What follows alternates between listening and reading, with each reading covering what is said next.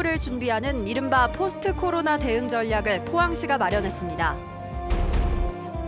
주정차 안전수칙을 지키지 않고 운전석을 비우는 바람에 인명피해로 이어지는 차량 사고가 잇따라 운전자들의 주의가 필요합니다. 여러분 안녕하십니까? 포항 MBC 뉴스입니다. 포항시가 선거로 미뤄뒀던 코로나 이후를 준비하는 이른바 포스트 코로나 대응 전략을 마련했습니다. 포항만의 보건 의료 방역을 수립하고 말로 끝나지 않을 성과를 낼 수 있는 경제 살리기 대책도 추진합니다. 어떤 내용인지 김기영 기자가 보도합니다. 코로나19 장기화 후 경제 산업 구조는 제로금리, 세계화 후퇴, 비대면 소비 증가 등 코로나 노믹스로 사회 구조는 뉴노멀 시대로 변화가 예상됩니다. 이에 따라 포항시는 포스트 코로나 범시민 대책위원회를 구성해 보건의료, 경제산업, 시민생활, 도시환경 4개 분야 전략과제를 추진하기로 했습니다. 이 가운데 의과대학 설립과 포항사랑 상품권 4천억 원 발행, 전시 컨벤션이 가능한 마이스 산업 육성은 눈여겨볼 대목입니다. 미군 부대 부지에 해양 전시 컨벤션 센터를 경주 하이코보다도 1.5배 정도 큰 것으로 2012년도에 여수 엑스포 전시 컨벤션 센터가 크게 만들어져 있습니다. 그걸로 인해서 여수가 떴거든요. 특히 코로나19로 어려운 소상공인, 중소기업, 저소득층이 피부로 체감할 수 있도록 하기 위해 2,693억 원 규모의 추경안을 편성했습니다. 이강덕 시장은 재난긴급생활비의 경우 예산 부담으로 포항시는 소득 중위 85% 지급 계획을 세웠지만 모든 국민에게 지급하는 것이 옳다고 생각한다고 밝혔습니다. 총선 과정에서 여도 100% 주자, 야도 100% 주자겠단 말입니다. 그러면 저는 국회에서 저걸 책임져야 된다고 생각합니다. 포항시 의회는 민생 안정과 관련한 추경인 만큼 신속한 통과를 약속했습니다. 특히 소상인 자영업자분들이 정말 많이 힘듭니다. 그래서 이번 1회 추경이 우리 얘기를 특위에서 신속하고 빨리. 한편 코로나19가 정점이던 2월 29일 포항 톨게이트 통과 차량은 1,600대에서 지난 주말 16,000대로 50% 늘었습니다. 포항시는 부처님 오신 날과 어린이날 황금 연휴가 감염 재확산 위험이 있다며 지속적인 사회적 거리두기 참여를 거듭 당부했습니다. MBC 뉴스 김기영입니다. 포항시가 오늘부터 포항사랑 상품권 10% 할인 판매에 들어가는 등 경북 지역 18개 시군에서 모두 3,700억 원 규모의 지역사랑 상품권 판매가 시작됐습니다. 하지만 주문 폭주로 조폐공사의 상품권 발행 업무가 지연되면서 대부분의 시군에선 6월 말은 되어야 지역사랑 상품권 판매가 시작될 것으로 예상됩니다. 이규설 기자가 보도합니다. 코로나19 사태에 따라 지역사랑 상품권의 할인율은 10%로 정해졌습니다. 기존 5에서 8% 할인해서 혜택이 추가된 겁니다. 경상북도 전체 발행 금액은 3,700억 원인데 8%인 296억 원은 국비로 지원하고 나머지 2% 할인 비용과 재반 경비 148억 원은 도와 시, 군에서 부담합니다. 재원은 신속히 마련됐지만 이번에는 상품권 발행 과정에서 문제가 생겼습니다. 주문 폭주로 조폐공사의 상품권 발행 업무가 지연되고 있기 때문입니다. 당초 올해 2,500억 원의 지역 상품권을 발행하기로 계획하고 상품권을 미리 확보해둔 포항시는 할인율만 추가하면 되기 때문에 상품권 판매에 문제가 없습니다. 연 400만 원까지 구입 한도가 정해져 있습니다. 변경된 건 없고요. 환전 한도는 가맹점에서 그 상품권 발행 규모가 커지기 때문에 저희들이 그 2배로.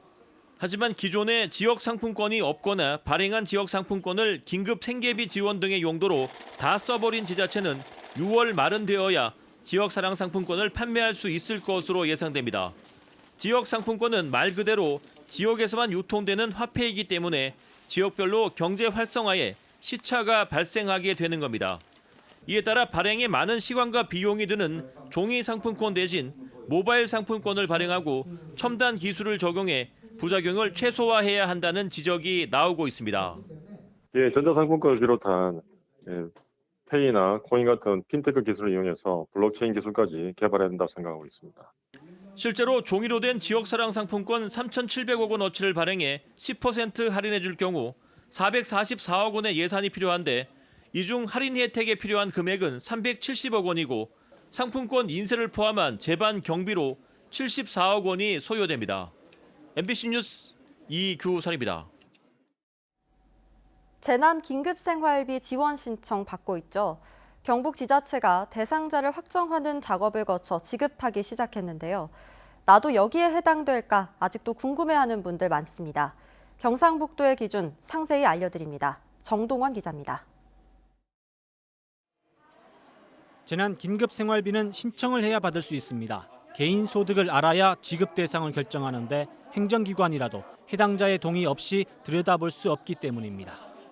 소득을 조사한다는 것은 어떤 개인정보 동의라는 게 분명히 있어야 됩니다.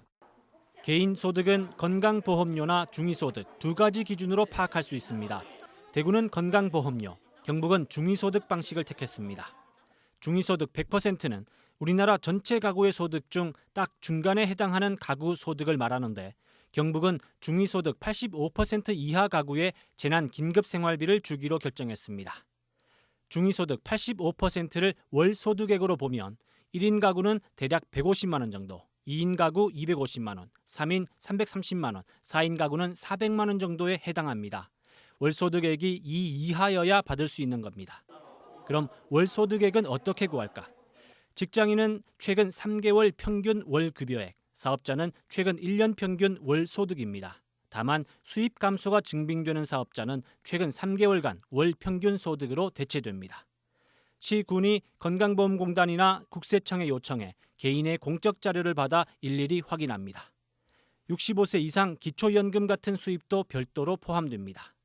이 실제 소득에다 재산소득이 추가되는데 재산을 월소득으로 환산하는 과정이 복잡합니다. 재산의 금융소득은 제외되고 부동산, 자동차, 100만 원 이상의 가축, 임대차 보증금, 분양권이 해당되며 빚은 100% 감해집니다. 예를 들어 어떤 가구가 공시지가 1억 4천만 원짜리 땅과 중고차 가액 2천만 원짜리 자동차, 은행에 2천만 원 저금을 갖고 있고 빚이 2천만 원 있다면 재산소득은 1억 4천만 원이 되고 이 1억 4천만 원을 월소득액으로 환산하면 시지역은 91만 7,400원이 됩니다. 2인 가구라면 한 달벌이 합계가 162만 원 이하, 4인 가구라면 311만 원 이하여야 지급 대상이 되는 겁니다. 지급 대상으로 결정되면 1인 가구는 50만 원, 2인 60만 원, 3인 70만 원, 4인 이상은 80만 원이 지급됩니다. 경북의 지급 대상은 전체 가구의 27%인 33만 5천 세대로 추정되는데 현재 2배에 육박하는 58만 건이 접수됐습니다. 이 가운데 6%인 2만 건 정도 지급됐을 뿐이지만 경상북도는 5월 초까지는 지급을 완료한다는 계획입니다. 신속하게 집행하여야 하는 만큼 주말 휴일 없이 저들이 총력을 다하고 있습니다. 한편 경북에서 영천과 경산시, 의성군 세 곳은 자체 재원으로 지급 대상을 확대했으며 정부 차원의 지원도 별도로 준비 중입니다. MBC 뉴스 정동원입니다. 정부가 종전보다 완화된 형태의 사회적 거리두기 시행에 들어갔지만 예천과 안동, 도청 신도시 지역에서는 고강도 사회적 거리두기가 계속됩니다. 감염 전파를 막기 위해서인데 이전보다 느슨해진 분위기 때문에 안심할 수 없는 상황입니다. 김건엽 기자입니다. 확진 환자 한 자릿수, 또 2달 가까이 이어지는 피로감에 지역에서도 경계심은 예전보다 확실히 느슨해진 분위기입니다.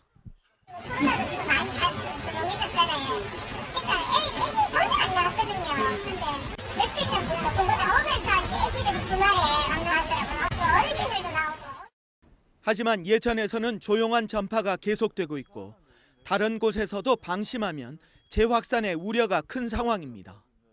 정부의 사회적 거리두기 완화 조치와는 별개로 예천과 안동, 도청 신도시 지역에는 PC방 등의 영업을 제한하는 긴급 행정명령이 내려져 고강도 사회적 거리두기가 이번 한 주 동안에도 계속되고 지역 확산세에 따라 재연장될 수도 있습니다. 바깥 활동이 왕성할 완연한 봄 날씨 또 다가올 황금 연휴 기간 사회적 거리두기 연장으로 답답하고 많이 불편하시겠지만 긴장의 끈을 놓칠 수는 없습니다. 다른 지자체들도 방역 관리를 강화하며 고삐를 다시 조이고 있습니다. 영주시는 예천에서 출퇴근하는 공무원과 노동자에 대해 재택근무를 하거나 회사가 방역을 책임지도록 조치했고 7대 집중관리시설에 대해서는 계속 운영을 자제해 줄 것을 권고하기로 했습니다. 7대 집중관리시설에 대한 자제 권고를 지속해서 촉구하겠습니다. 7대 시설은 종교시설, 실내체육시설, 유흥시설, PC방, 노래방, 개인방, 학원이 되겠습니다. 이제껏 불평과 손해를 감수하고 거리 두기를 지킨 것처럼 앞으로도 방심 않고 방역 지침을 지켜야 재확산을 막을 수 있다고 방역 당국은 강조했습니다. MBC 뉴스 김건엽입니다. 운전하다가 잠시 길가에 차를 세울 때 운전수칙 다들 잘 지키시나요? 잠깐이라고 안전수칙을 지키지 않아 인명피해로 이어지는 사고가 잇따르고 있습니다. 운전자들의 주의가 필요해 보입니다. 박성아 기자가 보도합니다. 포항시 북구의 한 아파트 앞 도로. 트럭이 길가에 멈춰서고 운전자가 문을 열고 나옵니다. 잠시 후 차량이 미끄러지듯 움직이더니 길가 의자에 앉아있던 남성을 덮칩니다.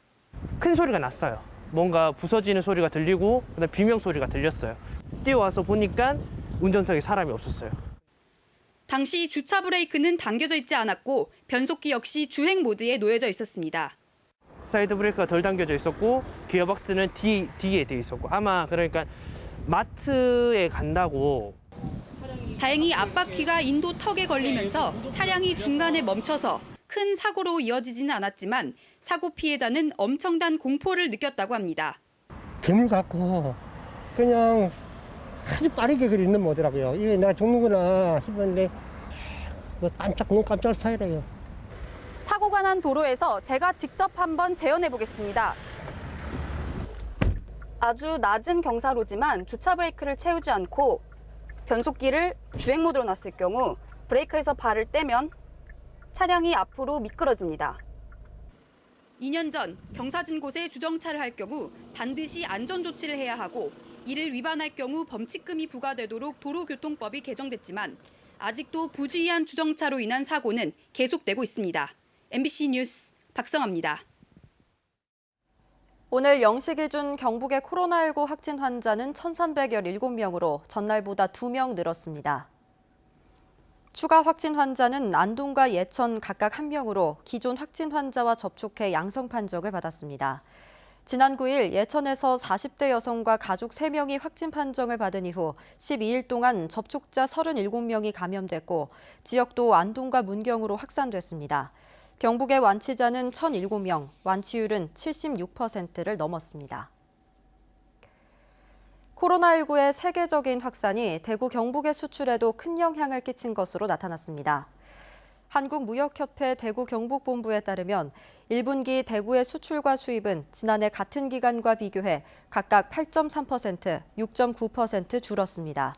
주력 수출 시장인 중국으로의 수출이 24.4% 줄었습니다.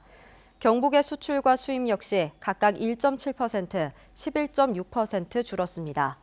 하지만 지난달 기준으로는 스마트폰과 같은 무선 통신기기 부품과 반도체 수출이 각각 69.9%, 30.3% 늘어 1분기 감소폭은 축소됐습니다. 대구지방법원 포항지원 이준영 판사는 음란물 유포 혐의로 기소된 36살 최 모 씨에게 징역 1년과 추징금 6,500여만 원을 선고했습니다. 최 씨는 지난 2017년 5월부터 지난해 3월까지 음란물 10만 800여 개를 인터넷 파일 공유 사이트 10여 곳에 유포하고 해당 파일 다운로드 횟수에 따라 쌓이는 포인트를 환전해서 6,500여만 원의 부당이익을 거둔 혐의를 받고 있습니다. 경북교육청이 교직원들의 모금을 통해 코로나19로 긴급 지원이 필요한 도내 5,400여 명의 학생을 지원합니다. 교육청은 지난달 2일부터 이달 17일까지 성금 5억 4천여만 원을 모금했다고 밝혔습니다. 이번 모금에는 교육청과 직속기관, 각급 학교 등 851개 기관의 교직원들이 참여했습니다. 한수원 월성원자력본부는 코로나19 극복을 위해 직원들이 자발적으로 반납한 4개월치 임금 중 5,600여만 원을 경주시에 기부했습니다.